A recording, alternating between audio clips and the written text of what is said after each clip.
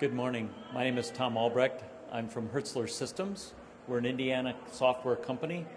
Our primary goal is to help our customers and our clients achieve more with better data, real-time data. And so what we do in essence is help our customers become more data-driven.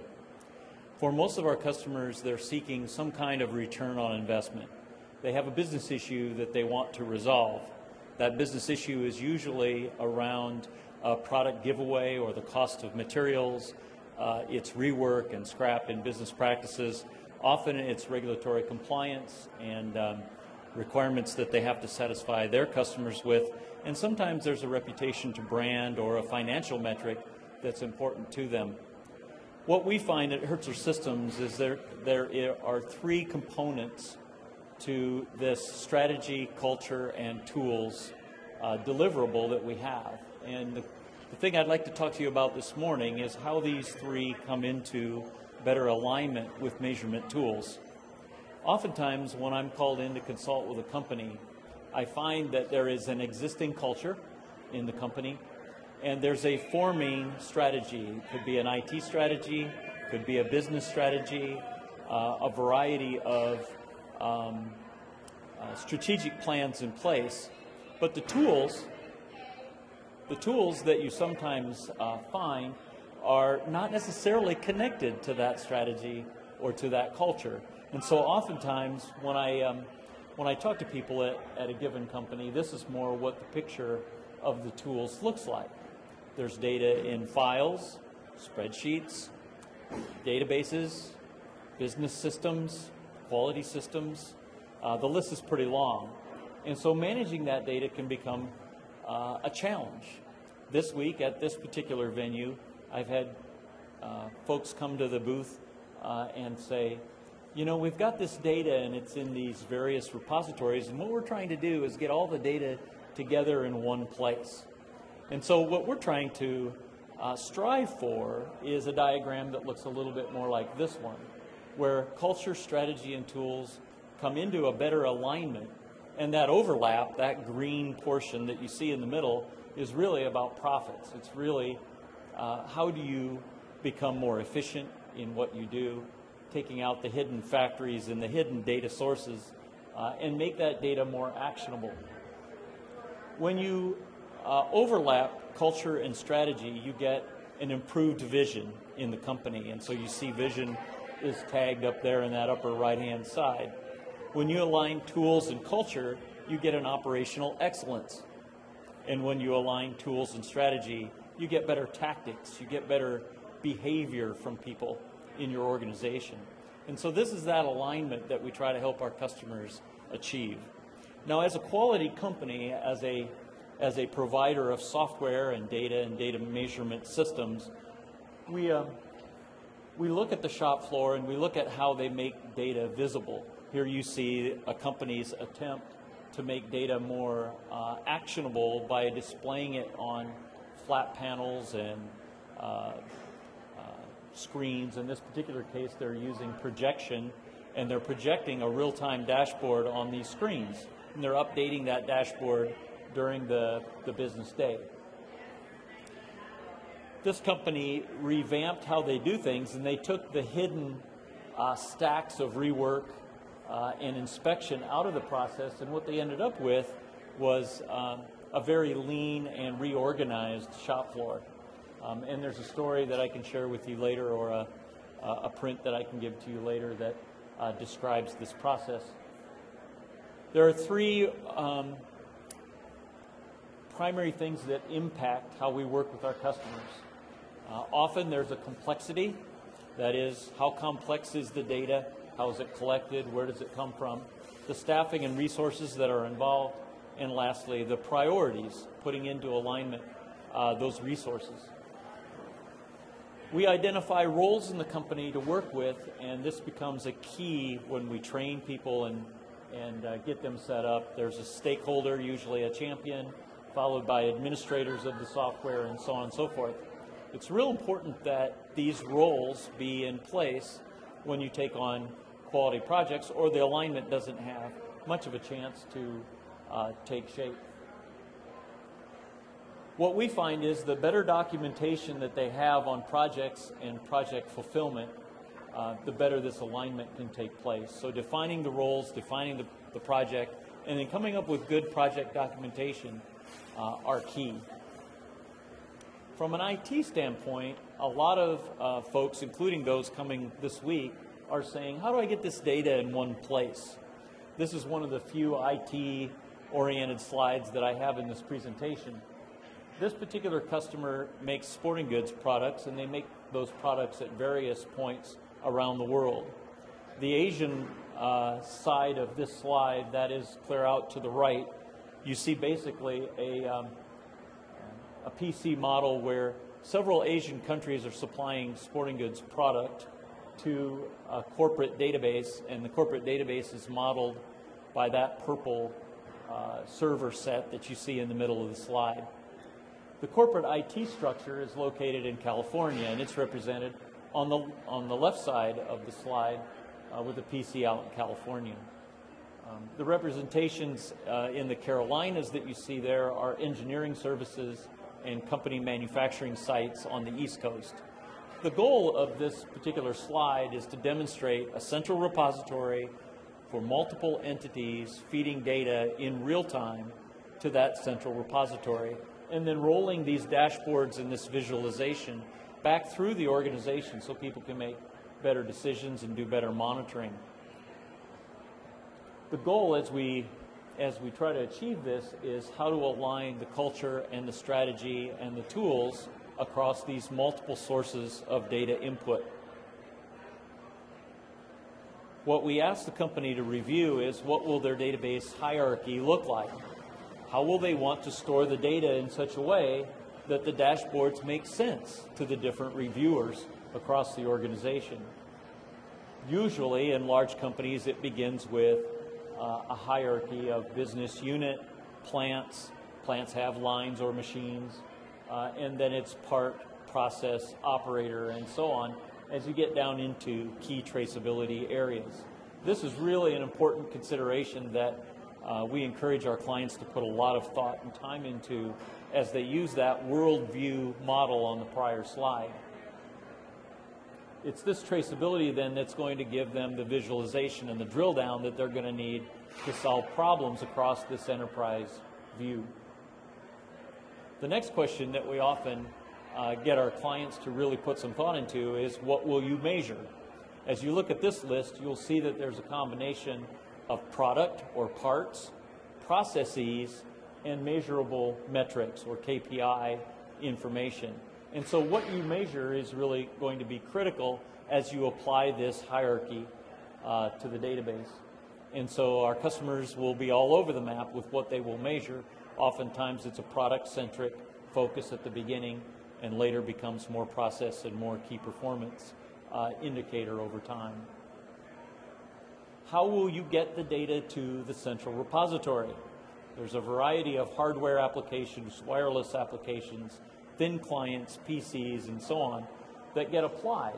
This happens to be an HTML view of a data entry sheet that one recent client decided to deploy. They wanted to take this paper off the shop floor and convert it to electronic format.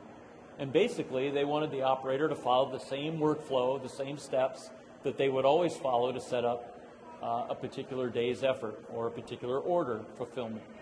So the form is filled out as HTML, and the tools then basically scrape the data right off the HTML and store it to the database repository with real-time input. The hardware can vary from, as I said, thin clients, PCs, handheld units, depending on the auditing and the collection that's needed. It can be gauge entry, device entry, CMMs, any data source really that may be required. Of course, a fast-growing area for all of technology is going to be, where does wireless and mobile technologies fit into this picture? And so we're working now to develop strategies as we look at the alignment of culture, strategy, and tools. How will better real-time data impact that alignment?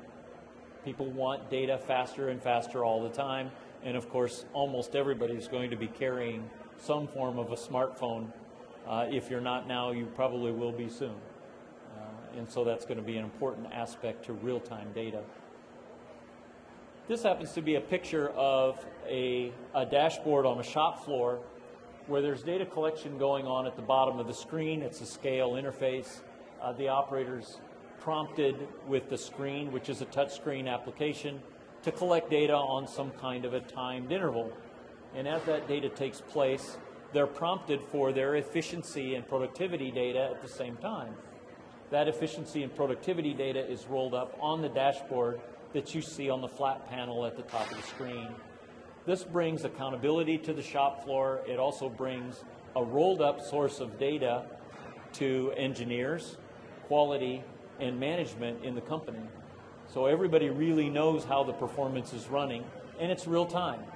This is actually a snapshot of that dashboard. From an efficiency standpoint, then you've got red and green that indicate exactly what the performance was on that line, hour by hour, all day long. Other forms of dashboards can take on all kinds of shapes and colors, as you might imagine. But what this does is it rolls the data up into some meaningful presentation. What I find is very often the dashboard takes on a statistical view at engineering levels and quality levels, but it takes on very much a financial view as you get to higher levels in the organization. Same tools, different measures. Other forms of dashboards are, as I said, statistical based. Here you've got the last 10 checks taken on the floor for each key metric, what happened to that process yesterday, and what happened to the mean of the process yesterday. So each column here represents something different depending on who the audience is. In this particular case, the client is measuring downtime, and they want to know what the efficiency metrics are for the month, for a particular piece of equipment, that is one asset on the second dial. And moving over to the right, it's a summary by product size, so they can see downtime by product. And over on the far right, you've got a customer-centric indicator for downtime for a given product for a given customer.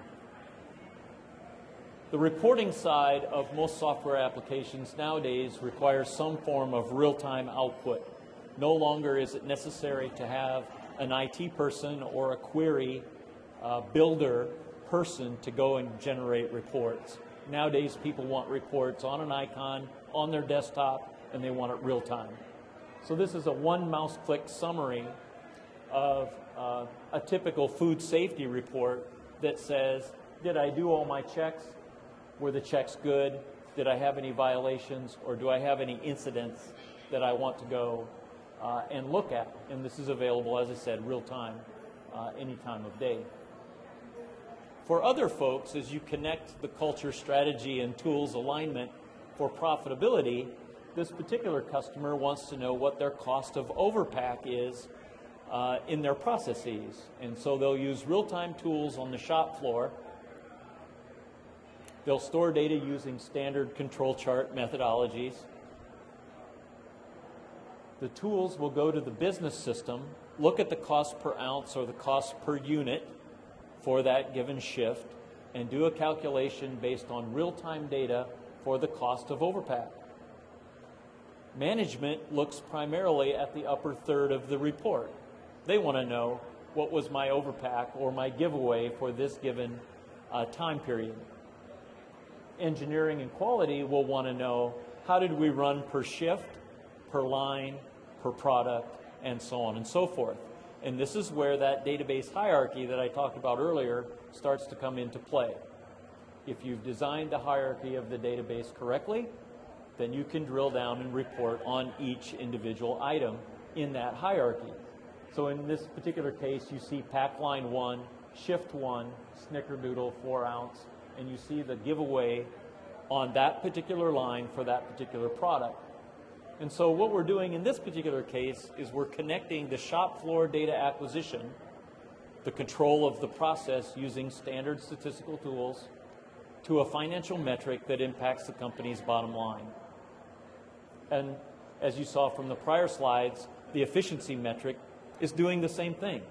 It's connecting data that the operator's collecting for efficiency data to a profitability metric. More downtime, more cost of operations. Now I mentioned at a couple of key points that real-time data is the key here. An operator will get a real-time alarm or alert, whether it's efficiency data or a metric like weight control.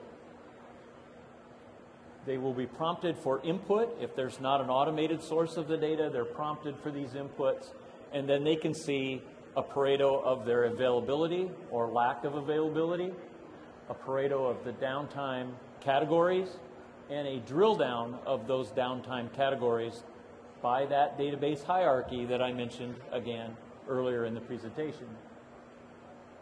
From a charting standpoint, you want to relate your plus or minus 3 sigma control limits to perhaps a compliance limit. In this case, the plant manager is watching that MAV of 19.22 very closely. That's a compliance limit that cannot be exceeded. Making the data meaningful in terms of trending or analytics then is a key as we look at how culture is impacted on the floor. What will you do with the data? It's important that you consider markers on the data to see where variation has occurred and be able to relate to those markers in real time. And then it's important that you can sort and filter that data so you can see how each individual process is running. In this case, one of our traceability items in the database hierarchy was bagger number. In this case, you can see the 16-ounce organic product sorted by bagger. And so you can see the control limits and the mean of each individual bagger across this particular product. Being able to relate data to time on a time axis is important. In this particular case, in the case of overpack, you want to be at week number 7. In this hypothetical example, what will it take to reduce variation in this process to a point where you can run at week 7's histogram? And then to be able to look at processes across multiple retrievals from that database. This is a good time to see if there's any questions, and I'll hang around a few minutes after the presentation if you'd like to ask anything specific. Thank you for your time today.